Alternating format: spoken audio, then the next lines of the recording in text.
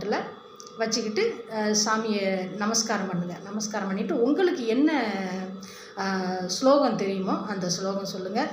இல்லை திருப்பாவை தெரிஞ்சாலுமே திருப்பாவை படிங்க.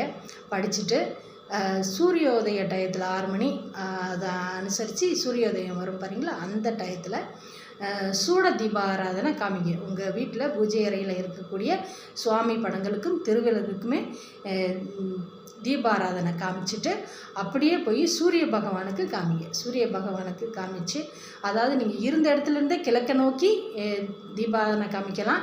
அல்லது நீங்கள் சூரியனை பார்க்குற மாதிரி உங்கள் வீட்டு பால்கனிலேயோ இல்லை மொட்டை மாடியோ வாய்ப்பாக இருக்குது அப்படின்னா மேலே போய் காமிங்க. அல்ல போக முடியலன்னா ஜன்னல் வழியாக கூட, உங்களுக்கு கிழக்கு பக்கம் ஜன்னல் இருக்குது அப்படின்னா அந்த இடத்துல நின்று கூட உங்களுக்கு அந்த சூரிய பகவானை பார்த்து வணங்கிட்டு அந்த சூட தீபாராதனை காட்டுங்க.